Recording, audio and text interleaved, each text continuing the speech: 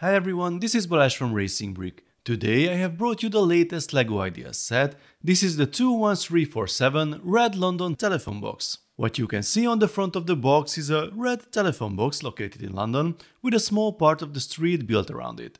The back shows a different angle and some of the features, but I think we want to see it for ourselves, so we would better open it up. The set has 1460 pieces.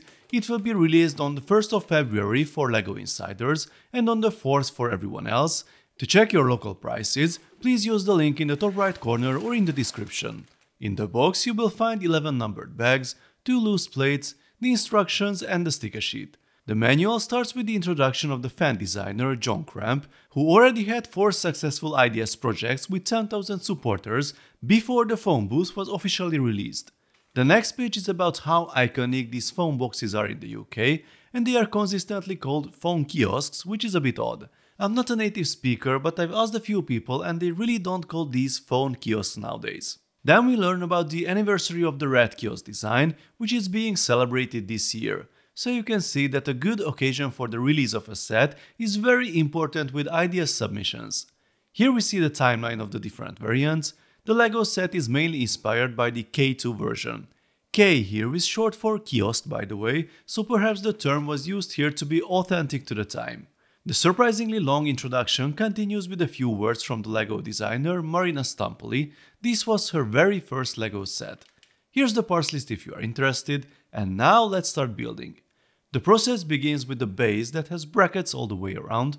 We add another layer and then basically cover it completely with tiles. Yes, you can see 56 1x1 tiles here, which means bag 1 is a tolerance for monotony and OCD test all in one, because these tiles are almost impossible to align perfectly.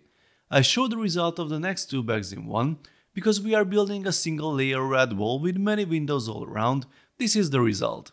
I have to admit that this section didn't look any more exciting to me than the first one, so I asked my wife to build it. She said it was relaxing, so as you can see we have quite different expectations. The next step is to cover the edges, first with these, then with these, and there you have it. Now we can decide whether we want a classic look with an old rotary phone or a more modern interior. I opt for the classic look first. We have lots of stickers here, but they are full of Easter eggs.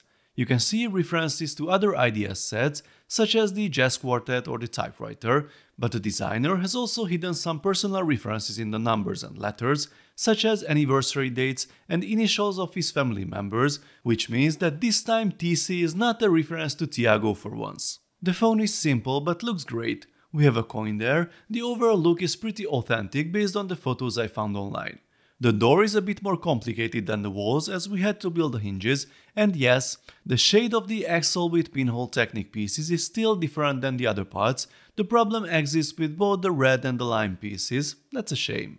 You just need to find the axle holes, it's not that hard, and the door works perfectly. That was the end of phase 5. Then we move on to building the upper part, and there are a few nice tricks here. We added these triangular pieces earlier, and the white assembly will sit on top of them but upside down. Printed 1x8 bricks, we've got 4 of them, then a couple more tiles, and this goes in place too. This will be pretty cool. We have this assembly with a big pile of transparent bricks in the middle. And here's the magical component, the light brick. It fits into the slot there, and then we have these transparent parts which are surprisingly not new, and we build this very nice lamp for the ceiling. It also attaches upside down to the white parts that we added earlier, and then the top comes with 2 main assemblies. We have parts here with printed crowns. These don't look exactly like the originals for multiple reasons. Those were perforated because they were used as ventilation holes, and the design is protected, so it's a LEGO interpretation that you see here. Then comes the other section, which is easy to attach, and then both are put in place. The last element is this tricky little assembly that fits into the cross-axle hole of the light brick, and so we can activate it. Very nice. In bag 8 is the base, another LEGO mosaic in disguise, which luckily I didn't have to build myself. Then comes some bricklaying and another layer here, then the finish with tiles and slopes. Here are the moisture vaporators, bollards, fixed in place by these cross axles with stop from below. The next element is the fence with quite an interesting use of parts. We've got Technic cross axles and other pieces, spikes, lots of rods. The end result looks pretty cool. Here's the other section with the street sign, and this is how the base looks like before the final bag. Going back to building tiny things, we have flowers, lots of them. Then comes the lamppost, and for the top we have this cool transclear crystal ball, which is quite old but I've never seen it before. I'm very impressed with this assembly. All these unrelated pieces form this very authentic look at the end. We still have to assemble 2 flower pots to hang on the lamppost, and the last piece is the phone box itself, then we are done. Whoops, I thought the phone book was part of the second interior, but apparently it belongs here. So, here is the end result, and it looks nice, a small portion of London from long ago. Everything is pretty stable, except for the lamppost, which wobbles quite a bit when you move the base. In terms of functionality, there's an opening door and the light inside looks pretty good, especially in the dark. There's also a hidden function of the build, it can serve as a mobile phone stand.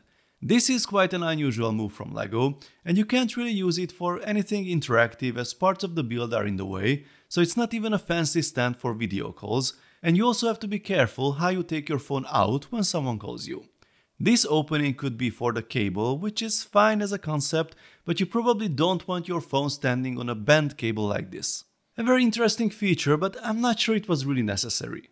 As for the interior, as mentioned before, you can create 2 versions, but the instructions don't really say if you can build both at the same time or not. Unfortunately you can't, and it's quite a challenge to remove those parts in the first place.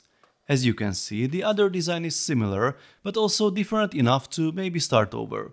That's a shame because we are talking about a few dozen parts here. It would have been nice to have included enough parts to assemble both versions. So, here's the new variant, and this is what's left of the old one. There are a few LEGO references here too, but also Easter eggs from the fan designer. Speaking of which, let's take another look at the original submission and the final result. There were some changes in terms of the environment. The mailbox was removed as it would have required the involvement of another license partner, but there were also some additions.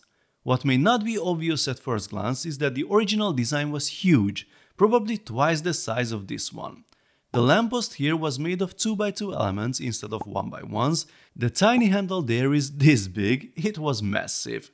The reduction in size was somewhat logical in order to keep the price down, but many things and ideas were retained. As far as authenticity goes, I think the set is pretty good. I'm not an expert of phone boxes, but it looks okay. The biggest difference, which we also had with the original, is perhaps the number of rows of windows.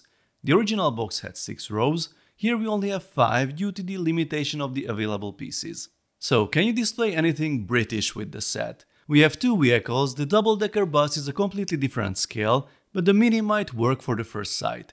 I did some calculations beforehand using the data available at the reveal, but apparently the height given in the product description referred to the lamppost, so the box itself is about 26 cm high. According to online sources, the K2 phone box was 9 feet high or about 275 centimeters, which corresponds to a scale of 10.5 to 1. The scale of the Mini Cooper is 12 to 1, so it's not perfect, but it's pretty close. We can also add a few Italian visitors to the scene if we feel like it. By the way, I don't have any LEGO figures that would fit this scale, the Star Wars guys are too big, the driver of this motorcycle too. According to the team, the Jazz Quartet figures would fit, but unfortunately I don't have them. So, what do we get for 115 euros or dollars? The aforementioned Jazz Quartet is in this price range from the Ideas team, then the BTS Dynamite set, the Office or the Fender Stratocaster. From this perspective, it doesn't look bad, but if I had to choose something in this price range, it would be the Fender for sure. For me, the build process was too repetitive in many places, although there are some cool and tricky solutions that I liked, but others find this kind of building relaxing and fun, so I can accept that. I think the mobile phone stand feature is more of a gimmick, I don't know how many people will actually use it. All in all, it looks good, so if you think something like this could work for you as a decoration, and you are not afraid of some brick stacking, then go for it. Please let me know your thoughts in the comments, folks. If you like this video, then please give it a thumbs up, and don't forget to subscribe with notifications, because there will be more exciting LEGO videos coming soon. See you next time, bye bye.